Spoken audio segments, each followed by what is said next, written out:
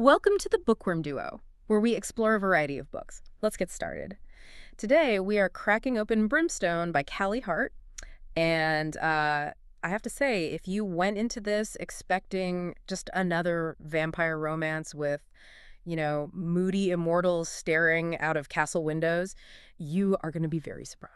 That is a massive understatement. Brimstone is what happens when you take high-stakes vampire court politics, think Game of Thrones, but with fangs, Totally. and you just smash it head first into an ecological horror story. It is messy, it is violent, and the magic system is absolutely fascinating. It really is. We're dealing with a world where the land itself is dying from this thing called the rot. Right. And we have a queen who is basically a walking weapon of mass destruction, and a cast that ranges from, a traumatized vampire with no fangs to a literal dragon. And our mission today is really to cut through all that chaos. We're going to track the events of the book chronologically to see how these characters actually survive the collapse of a whole civilization. Yeah. But more than that, we're going to look at the mechanics of survival here.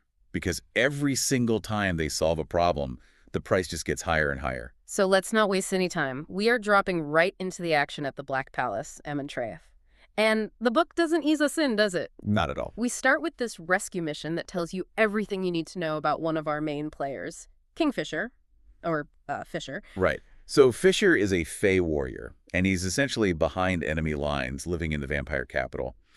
And this opening scene is just so crucial because it shows you the safety of the palace versus the absolute nightmare right outside. Oh, yeah. He's looking out at the dead fields, and he spots a little white fox running for its life. This is Onyx the fox, and she is being chased by feeders. Now, for anyone who hasn't read the lore, you have to break down what a feeder is because they are not your typical sparkly vampires. No, not even close. In this world, if a vampire doesn't get good, high-quality blood, or if they just succumb to madness, they devolve. They just break down. Feeders are feral. They're mindless, rotting creatures that just swarm anything with a pulse. Yeah. They're basically zombies with vampire strength. And this tiny fox is sprinting across a field packed with them. Yeah. And this is the moment I fell in love with Fisher. He's in the middle of this serious talk with Carrion, who's this great smuggler, thief type character. And Fisher just stops mid-sentence. He sees the fox, knows it's doomed, and he just goes. It's pure instinct. He runs down thousands of stairs, which, by the way, gives you a sense of the sheer scale of this palace. It's massive. Sprints to the stables and grabs a horse. A horse named Bill. We have to mention Bill. Yes, the legendary Bill. Right. Fisher rides this horse bareback, charges right out of the sanctuary of the palace, and just plunges into a swarm of monsters to scoop up a fox. It's so absurdly heroic, but it serves a real narrative purpose, doesn't it? It shows us that Fisher values life in a place that is just obsessed with death. Exactly. He's the guy who runs into the fire while everyone else is watching from the balcony. It establishes his moral compass immediately. But while Fisher is out there playing the hero inside the palace, the situation is so much more complicated. Right. We shift to Sarah's Fane. She's the newly crowned queen of the Blood Court, Stanisroth. And here's the kicker. She is arguably in more danger inside that throne room than Fisher was with the zombies. Because absolutely nobody wants her there. Nobody is putting it mildly. Yeah. The Blood Court is ancient, they're elitist, and they are obsessed with blood purity. Sarah's is a halfling, half vampire, half fae. And even worse, she was born human. To the high bloods, the vampire nobility, she's an abomination sitting on their sacred throne. They see her as like a temporary inconvenience they could just get rid of. An imposter. So she has to force them to respect her. And she does this with something called the dose. And this is such a cool, gritty piece of magic. How does it work? It's brilliant, but it is brutal. Because she's queen, she has access to this blood-binding magic, so she forces the high bloods to drink her blood. In this world, drinking from the queen binds you to her will, physically. Yeah. She uses that connection to issue edicts. And these are not requests. These are commands that are literally written into their biology. Precisely. She commands three things. You can't hurt me, you can't hurt my friends, and this is the big one, you cannot use the army without my permission. Wow. So she effectively neuters the military power of her own court just to stop them from staging a coup. Which creates this incredible pressure cooker. She's safe, technically, but she is surrounded by sharks, just looking for any loophole in her words. You've got Taladeus, or Taul, her maker. The one who turned her. Right.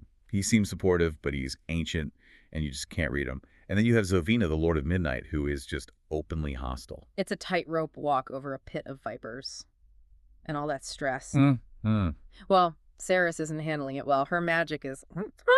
Erratic. Volatile is the word. Yeah. You have to remember, she's new to being a vampire-fae hybrid. She has all this massive power, but no way to control it. No vow. Yeah. There's a scene where she's just trying to vent some frustration, maybe throw a magical tantrum, and she accidentally blasts a 20-foot hole in the library wall. She just vaporizes a chunk of the palace, blows the masonry right out. But I love this plot point because the destruction actually builds something new.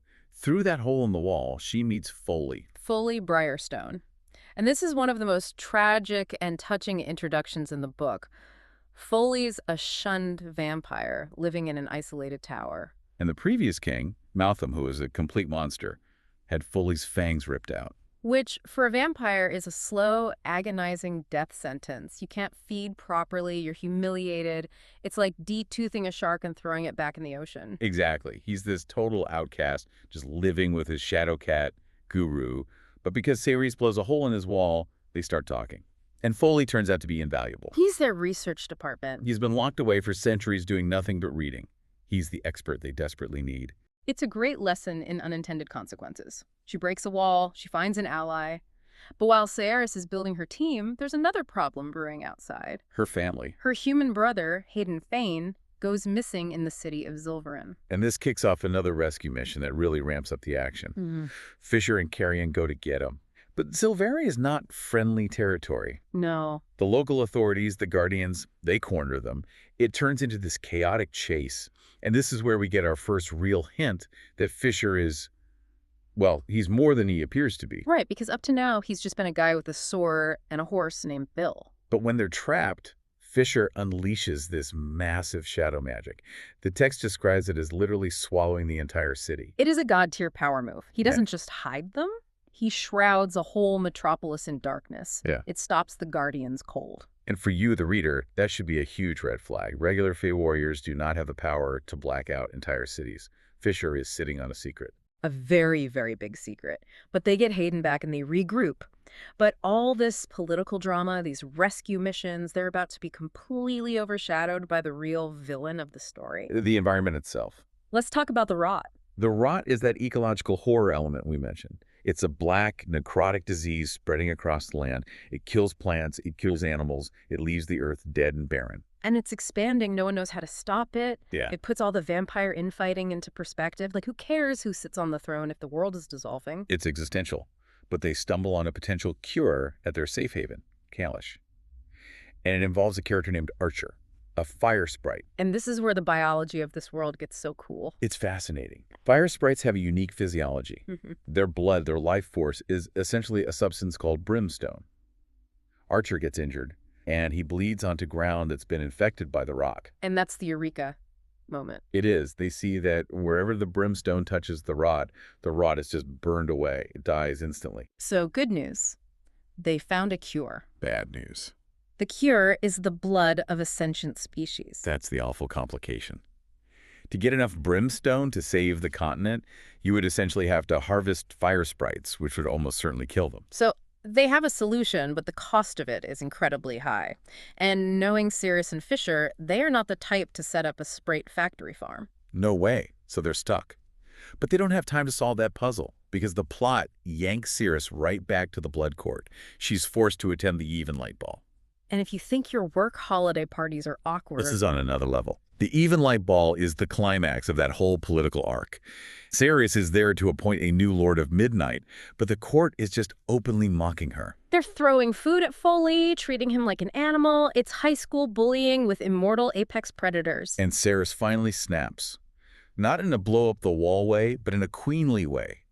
She stands up and publicly names Foley a friend of the throne. Which is such a brilliant legal move.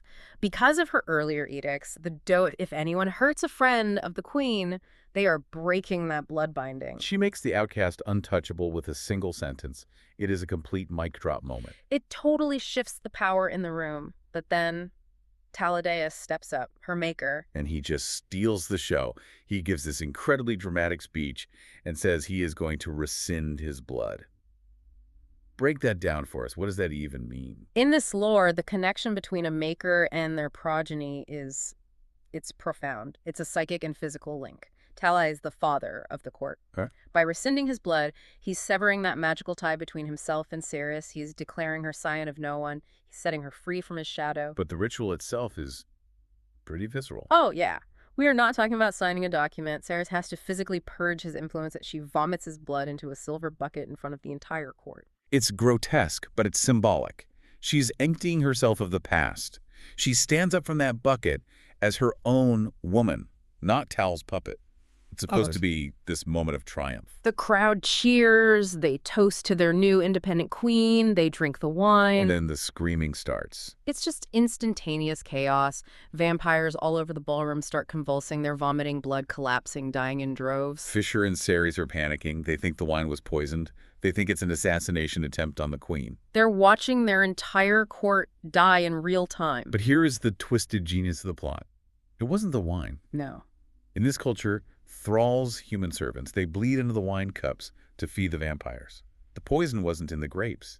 It was in the thrall's blood. And this leads to the betrayal that hurts the absolute most. It was Isabel, the witch who'd been helping them, who was part of their inner circle. Isabel had cast a spell on her own bloodline. When the vampires drank from thralls marked by her magic, they ingested this magical toxin designed specifically to target vampire biology. It's a mass casualty event. And we have to look at the perspective here, because from Isabel's point of view, she's not the villain, is she? No, not at all. From her standpoint, she's saving the world. She sees vampires as parasites, as monsters that prey on her people. She wiped out the blood court to save her clan. But to do it, she had to betray Ceres and Fisher, people who trusted her with their lives. She used their friendship as a Trojan horse. It's devastating. The court collapses. The high bloods who survive are the ones who didn't drink. Everything is just in ruins. Ceres, Fisher, and Carrion barely escape through a magical portal back to Kalish. But the nightmare isn't over. They get back to what they thought was safety, and Fisher confronts Isabel. And she admits everything. She even offers a cure for Ceres, so she won't die from the poison. But they don't take it. Why not? Because of her prophecy. They have this old book of prophecies from a seer named Edina, and it specifically warns Ceres not to take the cure Isabel offers. They don't know why, but they choose to trust the dusty old book over the friend who just murdered a ballroom full of people. Probably a safe bet, yeah. So the blood court is gone. The political problem is solved in the worst way imaginable. But the rot is still out there, eating the world. Right. The poison didn't fix the environment, and they remember the brimstone. They know they need it to cure the land. But they still can't bring themselves to harvest the sprites. So they realize they have to go to the source. They have to find where brimstone comes from originally. And this triggers a huge genre shift in the book. We leave the political thriller behind and go full-on high fantasy quest. They travel to this volcanic region called Ajun, to a specific place called Diaxis. And what they find there isn't a mine or a magic well. It's a dragon. Erison, a massive, ancient, fire-breathing dragon. And this is the finale that just leaves your jaw on the floor. The dragon is furious. It's ready to incinerate them. And Fisher, our guy with the sword and the horse, he just steps forward. He doesn't draw his sword. He doesn't use the shadow magic. He speaks. He reveals his true name. He says, "My name is Kaidan." And then he demands that the dragons summon our father to make a trade. That one phrase, "our father," it changes everything. Fisher isn't just a Fey warrior. He's claiming a family connection to the being that created dragons. He's implying he's a demigod, or something even older. It completely recontextualizes the entire book. We spent 300 pages worrying about Ceres's heritage. Is she vampire enough? Is she Fey enough? And meanwhile, Fisher's been walking around hiding the fact that he's basically royalty of the gods. It explains the shadow magic in the city.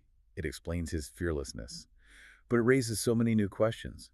If you are powerful enough to command dragons and call gods dad, why were you running around playing bodyguard? Right. What are you hiding from that is so scary you had to pretend to be mortal? That's the cliffhanger we're left with. They went from fighting for a throne to bargaining with the creators of the world. It's a massive escalation of the stakes, and it brings us back to that theme of cost, doesn't it? Ceres had to watch her court die to be free. And now, to save the world, they're stepping into an arena of power that makes vampire politics look like a playground dispute. It is a lot to process, but it sets up the next book perfectly. What's your biggest takeaway from this whole journey?